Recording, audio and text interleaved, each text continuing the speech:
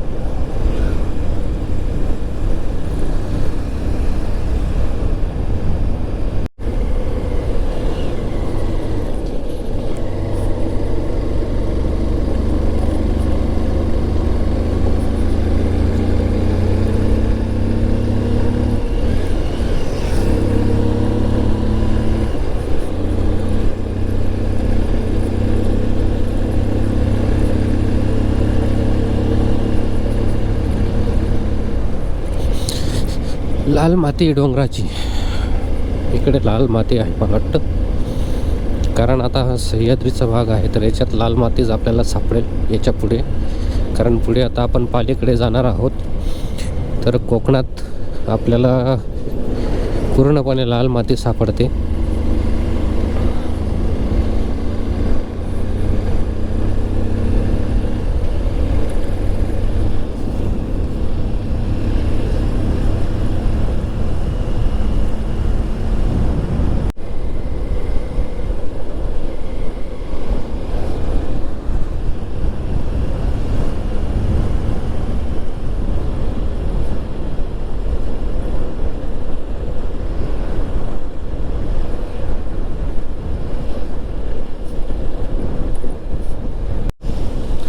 मित्रांनो, इकडे या साईडला धरण आहे आणि धरणाचं बॅक वॉटर इकडे दिसतंय. खूप पाणी आहे तिथे आणि समोर जर तुम्ही पाहिल्या तर सगळ्या डोंगर रांगा आपल्याला दिसत आहेत. आणि त्या डोंगर रांगांच्या मधून त्यांच्या आजूबाजूने आपण पालीला जातोय. अजून 70 किलोमीटर अंतर आपलं राहिलंय.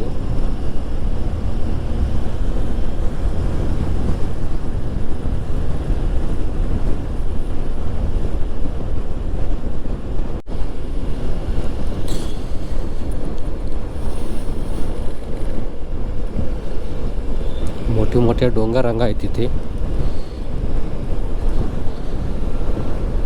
आणि वातावरण तर इतकं सुंदर आहे. आजूबाजूला खूप दाट झाडी आहेत, जंगल आहे आणि त्या जंगलामधून आपण आता जातोय.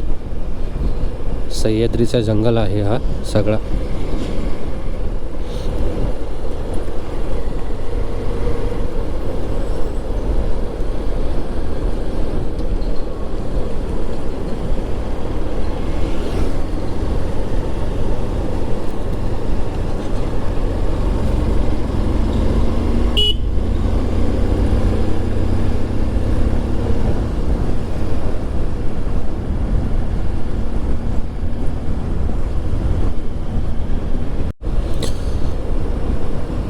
हा बाजूचा जो बॅक वॉटर आहे तर मुळशी लेक म्हणतात मला वाटतं त्याला, आणि बऱ्याच वेळपासून आपण त्याच्यासोबत चालू आहोत.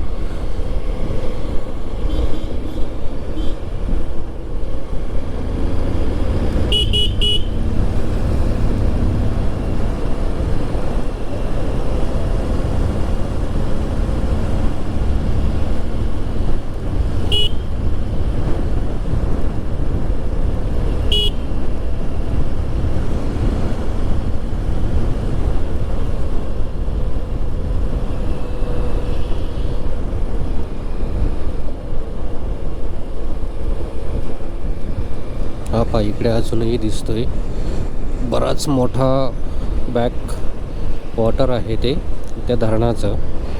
आणि पुण्याच्या आणि मुंबईच्या आजूबाजूची जी लोकं आहेत तर ती पर्यटक म्हणून इथे खूप मोठ्या प्रमाणावर आपल्याला दिसतात.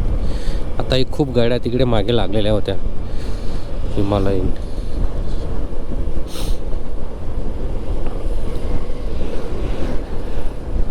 तर शनिवार आणि रविवार 2 दिवस एन्जॉय करण्यासाठी लोक छान इकडे निसर्गाच्या सानिध्यात आणि या लेकचा व्ह्यू पाहण्यासाठी इथे येतात.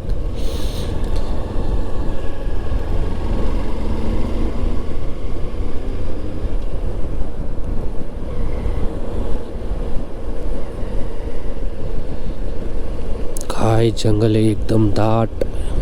आजूबाजूला सगळी झाडी दिसत आहेत आपल्याला.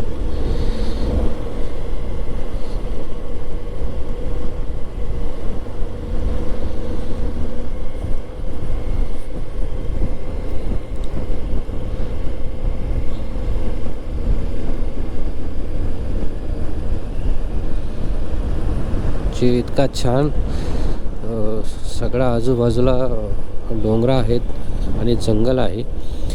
तर त्याच्यावरनं नजरच हटत नाही आहे. इतकं सुंदर असं ते सगळं आपल्याला दिसतं आहे. पुढे परत आपल्याला अजून बॅक वॉटर आहे, परत पुढे अजून लागणार आहे. त्याच्या जवळून अगदी जवळून आपण जाणार आहोत पुढे परत. हे पहा इकडे तुम्हाला दिसेल की इकडे होता आणि परत अजून पुढे आहे.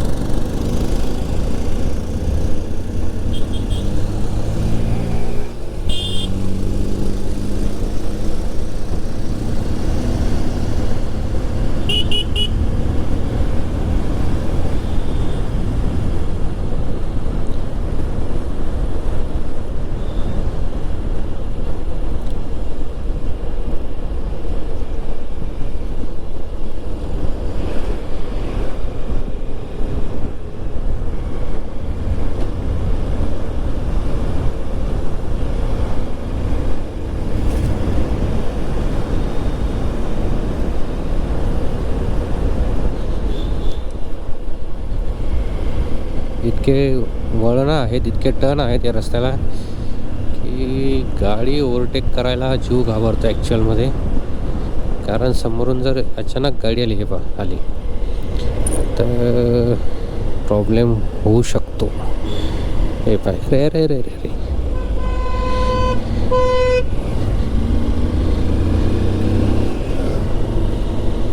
हे पहा मित्रांनो, इकडे परत इकडे बॅकवॉटर आपल्याला दिसतंय. तर खूप मोठं असं ते धरण आहे आणि त्याचा जो बॅकवॉटर आहे प्रचंड मागे खूप दूरपर्यंत तो पसरलेला आहे. आणि त्याच्यामुळे लोक इथं फोटो काढण्यासाठी आणि निसर्गाचा आनंद लुटण्यासाठी इथे थांबतात.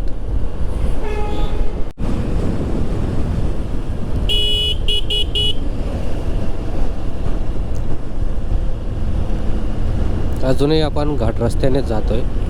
घाट अजून संपलेला नाही आहे. वाढण्याच्या रस्त्याने आपण चालतोय. 58 किलोमीटर पाले अजून राहिलं आहे आपलं.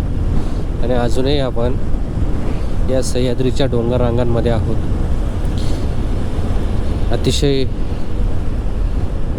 छान असं वातावरण आपल्याला पाहायला मिळत आहे.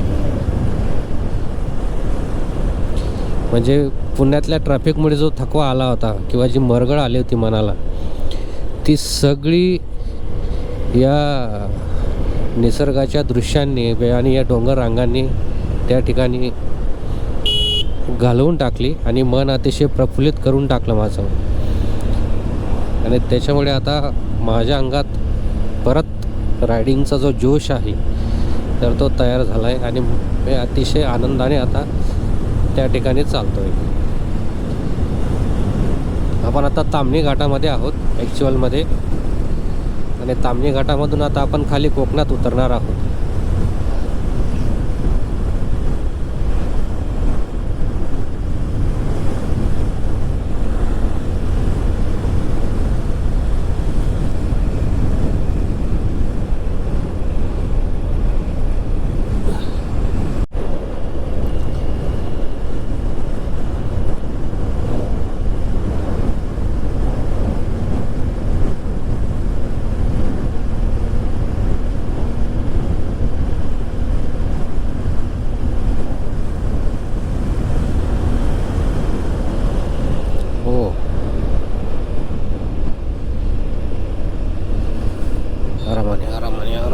आरामाने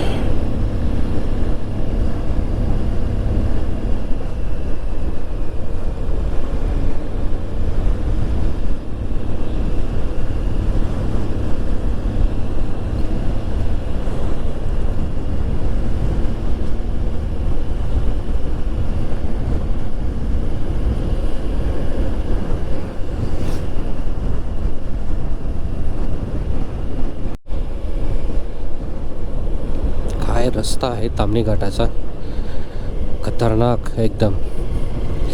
कुठे कुठे तर अशी वळणं आहेत की बाप रे बाप, खतरनाक एकदम. मजा असते रायडिंग करताना जेव्हा असे घाट लागतात आणि आजूबाजूला इतका छान सुंदर निसर्ग असतो, तेव्हा खरं तर बाईक चालवण्याची एक वेगळी मजा असते.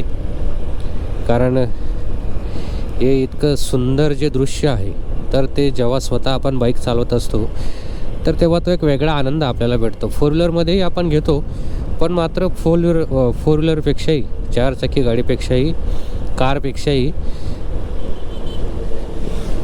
याच्यात एक वेगळी मजा असते. किती रायडर्स या घाटामधून ये जा करतायत. तर हे वा, हे व्ह्यू, वाव, अरे वा. हे तेच मी जे तुम्हाला सांगितलं ना, मुळशी लेक, तर त्याचाच बॅक वॉटर अजूनही चालू आहे, जो आपल्याला परत परत भेटतोय.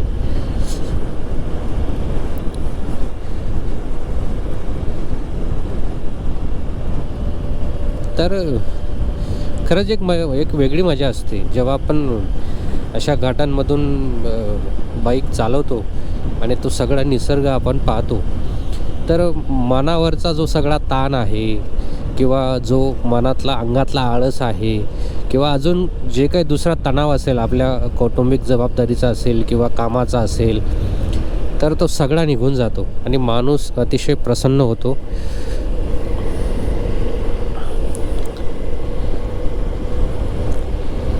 असंच आपण जेव्हा प्रतापगडावरून जेव्हा आपण महाबळेश्वरला जातो, तर तेव्हाही असाच सह्याद्रीतला जो निसर्ग आहे, तर तो आपला पाहायला मिळतो. त्याच्यानंतर रायगडावर गेलो तेव्हा तिथेही आपल्याला पाहायला मिळतं. म्हणजे तुम्ही सह्याद्रीच्या डोंगर रांगांमध्ये कुठेही फिरा, तर तिथे मात्र आपल्याला मन प्रसन्न ते करून देतं. आणि सगळ्यात महत्त्वाचा भाग याच्यातला असा आहे की सह्याद्री आणि कोकण जेव्हा माणूस फिरायला येतं ना, तर माणूस खूप त्याचा सगळा आनंद लुटतो. कारण आपले सगळे कोकणातले सागरी किनारे असतील, बीच असतील, तेही आपण पाहतो, त्याचाही आनंद घेतो. आणि त्याचबरोबर कोकणातला जो निसर्ग आहे, तो तर सांगायचंच काम नाही.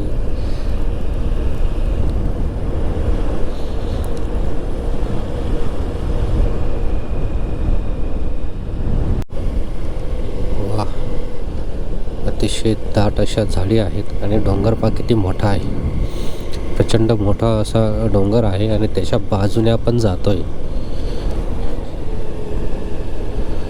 ताम्हिणी वन्यजीव अभयारण्य. तर आपण ताम्हिणी घाटामध्ये आहोत आणि अतिशय घनदाट असं हे जंगल आहे. पावसाळ्यामध्ये इथे यायला खरंच मजा येईल. या घाटामधून नुसतं जाणं, थांबायचं काम नाही, पण फक्त फिरून जरी गेलो ना आपण, तरी माणूस फ्रेश होईल, अगदी आनंदित होईल.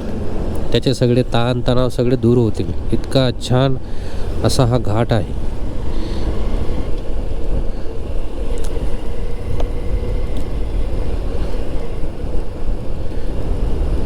कारण जानेवारी महिन्यामध्ये जर हा जंगल इतका दाट आहे, तर पावसाळ्यात तर अजून याच्यात एक वेगळीच मजा असेल.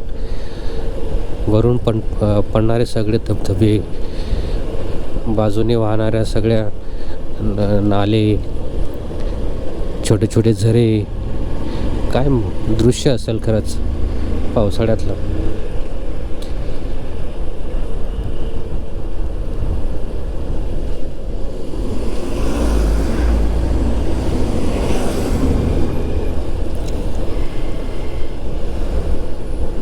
ट्रॅफिक आहे तिकडच्या साईडने, कारण रस्ता छोटा आहे आणि वाहनं खूप आहेत. आज शनिवार असल्यामुळे खूप लोक फिरायला निघालीत आपल्यासारखीच, जसं आपणही निघालो आहे अष्टविनायक करण्यासाठी.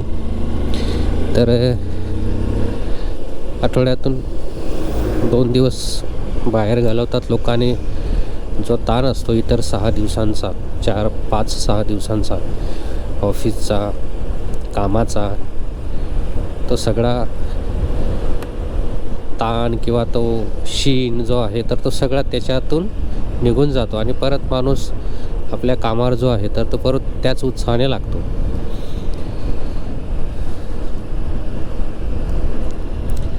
जे गणपती बाप्पांच्या आपण खरं दर्शनासाठी निघालो आहे, पण मात्र त्याचसोबत निसर्गाचाही दर्शन आपल्याला होतं आहे आणि निसर्गामध्येही त्या बाप्पाचं रूप आपण पाहतो आहे. की जसं आता आपण 6 अष्टविनायक केले, तर 6ही अष्टविनायक करत असताना प्रत्येक विनायकाचं जेव्हा दर्शन मी घेत होतो तर एक वेगळी जाणीव आणि एक वेगळी भावना माझ्या मनामध्ये निर्माण होत होती. आणि आता हा निसर्ग पाहूनही मला परत तीच भावना येते किंवा अतिशय छान असं वाटतंय, मनाला शांत वाटतंय मन.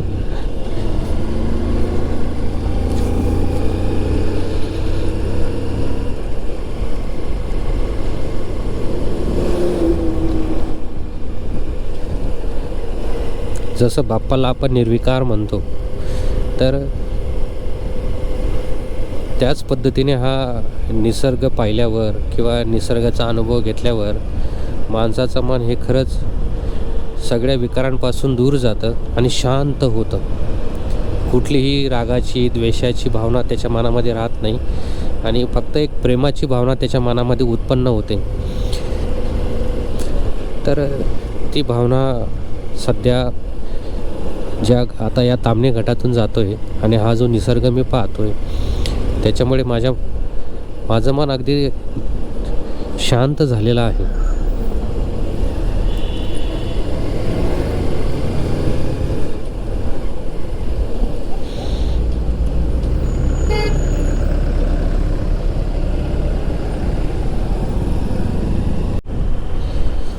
मित्रांनो, पुणे जिल्ह्याची हद्द आता समाप्त झाली, संपली आणि आता आपण महाड म्हणजे आपण कोकण विभागात आता प्रवेश केलेला आहे आणि अजून आपण ताम्हिणी घाटातच आहोत. खरा ताम्हिणी घाट आता पुढे आहे, कारण खूप वळणावळणाचे रस्ते आपल्याला पुढे सापडणार आहेत आणि त्याच्यामुळे बाईक चालवायला अजून मजा येणार आहे.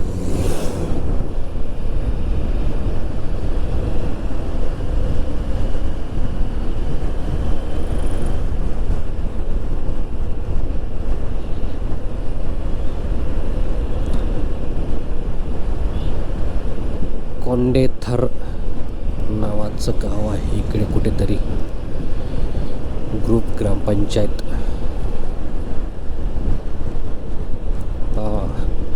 आत्ताच एक 10 मिनिटापूर्वी इतका गारठा जाणवत होता आणि आता कोकण लागलं आणि गारठा गायब.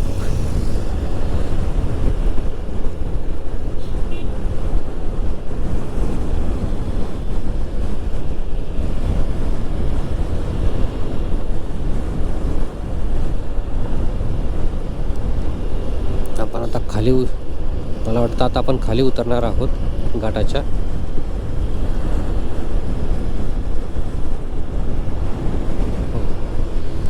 बरोबर, आता आपण खाली उतरणार आहोत. हे पहा खाली, हे काय दृश्य दिसतंय खरंच इकडून, भारी. हे पहा, आपण आता खाली उतरतोय.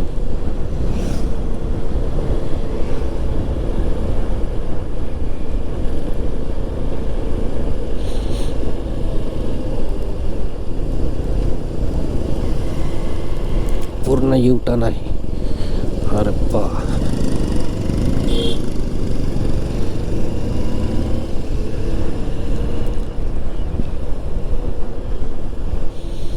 नक्की परत एकदा पण ताम्हिणी घाटात येऊ आपण पावसाळ्यात, कारण पावसाळ्यात खरंच घाटातून जाणं आणि इथला निसर्ग जो आहे तर त्या निसर्गाचा आनंद घेणं खूप महत्त्वाचं आहे.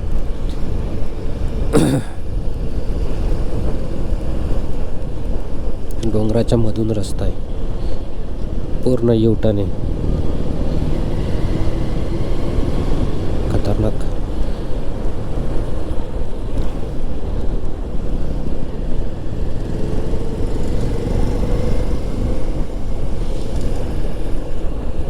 परत युटर्न आहे, अच्छा मारी.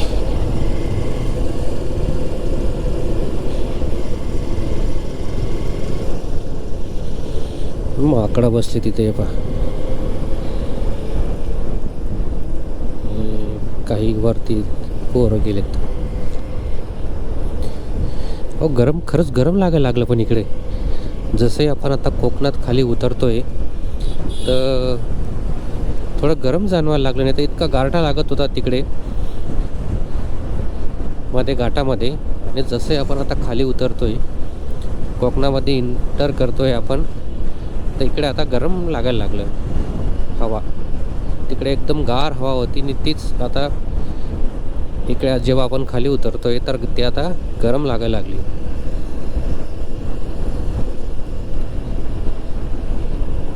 हे निसर्गाचं वैशिष्ट्य आणि विशेष आहे की तोच सह्याद्री आहे जो पुण्याच्या हद्दीमध्ये होता.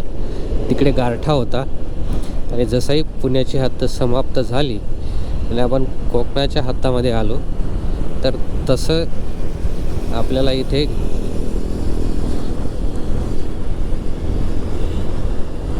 गरम आता जाणवायला लागलं.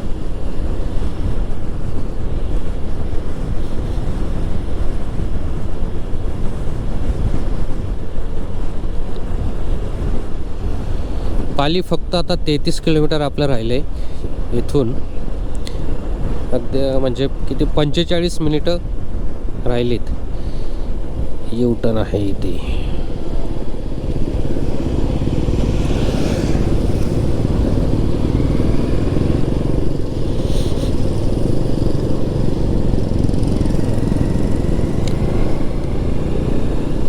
परत पुढे एक युटर्न आहे अजून. परत मोठा युटर्न आहे पुढे.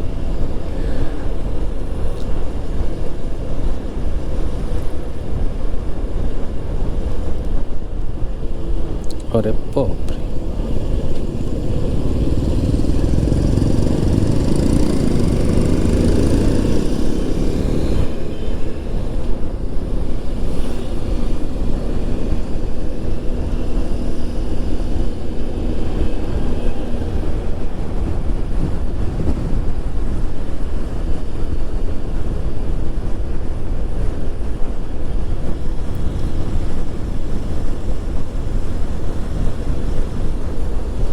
परत एक युटर्न आहे पुढे.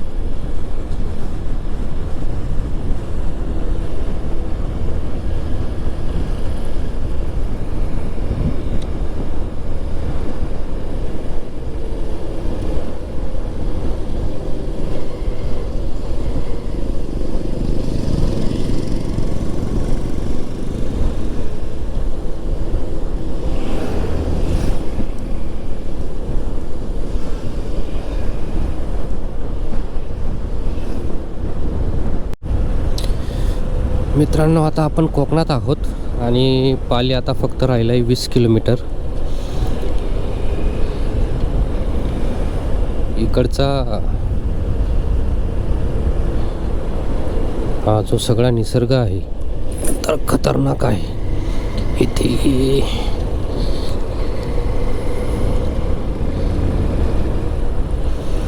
ही वळणावळणाची रस्ते, भाताची शेती आणि कोकण एकच नंबर.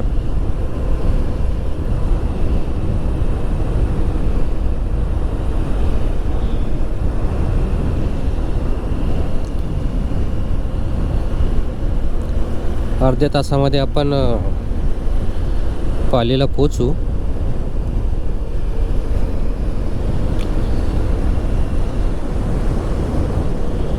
लवेची वाडी.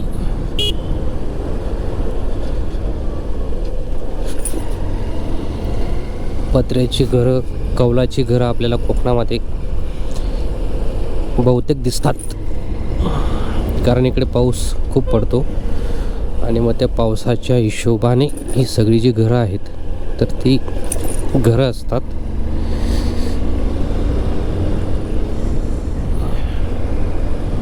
इकडे काय नेमकं कंपनीचं आहे की काय, काहीतरी आहे वरती.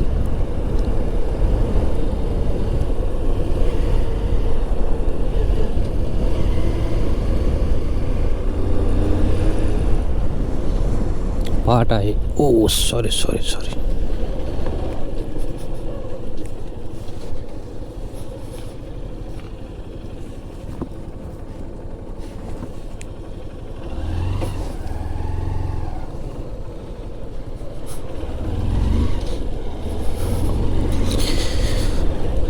पाट पाण्यात समोरून गाडी येऊन गेली. मोठा पाट, खूप पाणी वाहतं इकडं.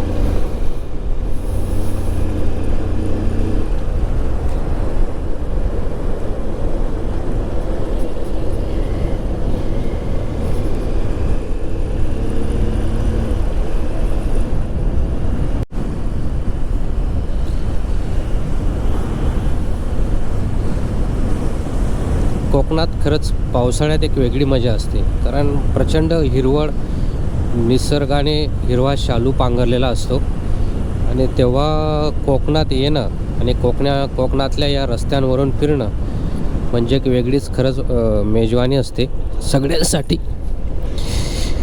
आम्ही आलो होतो जूनमध्ये, तर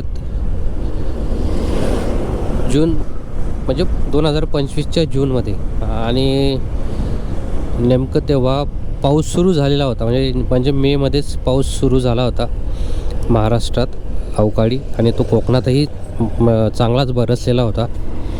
त्याच्यामुळे जेव्हा आम्ही जूनमध्ये आलो तर सगळीकडे प्रचंड हिरवळ होती आणि सगळे छोटे मोठे जे नाले आहेत किंवा नद्या आहेत या सगळ्या वाहत होत्या. तर अशा त्या हिरवळमधून आणि कोकणातल्या अशा लहान लहान रस्त्यांमधून जेव्हा आपण जातो तर एक वेगळीच मजा असते. आणि आम्ही मला वाटतं महाडपासून गणपतीचं दर्शन घेतलं होतं, पालीच्या गणपतीचं दर्शन घेतलं होतं, आणि मग तिथून पुढे आम्ही पूर्ण जो कोस्टल एरिया आहे पुढचा रत्नागिरीपर्यंतचा, तर त्या कोस्टल रस्त्याने आम्ही गेलो होतो. आणि मग रत्नागिरीपासून आम्ही तिकडे पुढे कोल्हापूरला गेलो होतो महालक्ष्मीचं दर्शन घ्यायला, आणि मग कोल्हापूरवरून आम्ही सरळ घरी गेलो होतो. तर काय ते नजारे आणि काय तो निसर्ग असतो, वरून पडणारा पाऊस, डोंगरांमधून जाणारे ते सगळे ढग, आणि त्याच्यामधून आपल्या ज्या गाड्या असतात त्या, तर एक मजा असते खरंच. पावसाळ्यात यायला पाहिजे कोकणात फिरायला.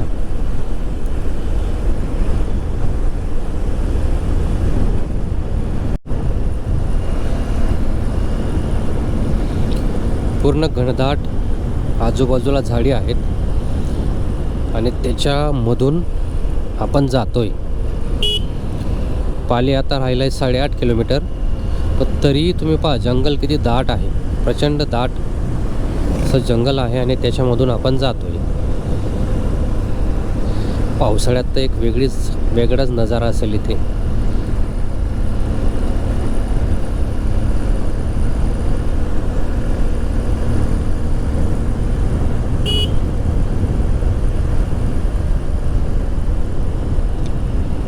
आई शपथ, काय खतरनाक आहे.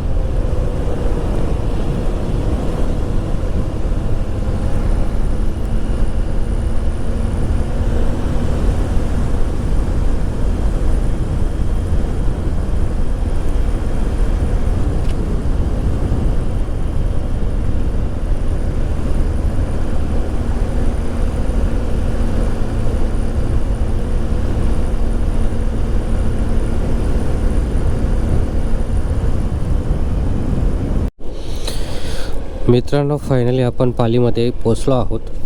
आता हे पाली गाव आहे आणि आता आपण मंदिराकडे जातो आहे. अगदी अर्ध्या किलोमीटरच्या अंतरावर इथून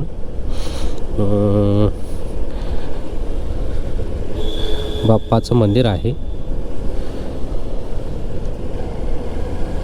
आता फक्त गाडी पार्किंग करण्याची सोय आपण फक्त पाहूया म्हणजे झालं.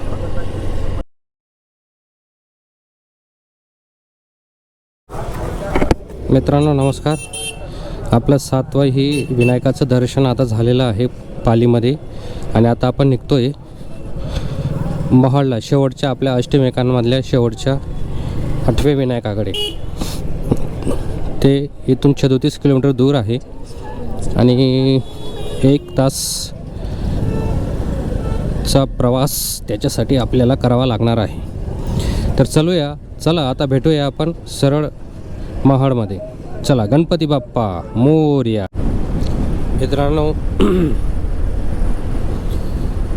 महाडच्या गणपती बाप्पाचं मंदिर आता राहिलं आहे 25 किलोमीटर इथून आणि आपण आता अगदी काही वेळातच तिथे आपण पोचणार आहोत. संध्याकाळ होते, आता सूर्यास्त होतोय आणि रस्ता पण अतिशय शांत आहे. खूप वाहनं या रस्त्याला आता नाही आहेत. मी जेव्हा पालीला होतो तर पालीला खूप गर्दी होती. त्यामुळे तिथे दर्शनाला बराच वेळ लागला. पण मात्र आता तुम्ही जर रस्ता पाहिला तर अतिशय कमी वाहनं, म्हणजे आता तर नाहीच आहेत, जवळपास खूप कमी वाहनं आपल्याला रस्त्यामध्ये भेटत आहेत.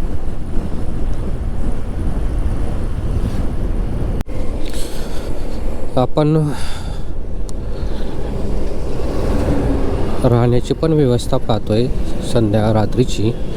कारण की काय झालं आहे, मी महाडच्या भक्ती निवासमध्ये पण फोन केलेला होता.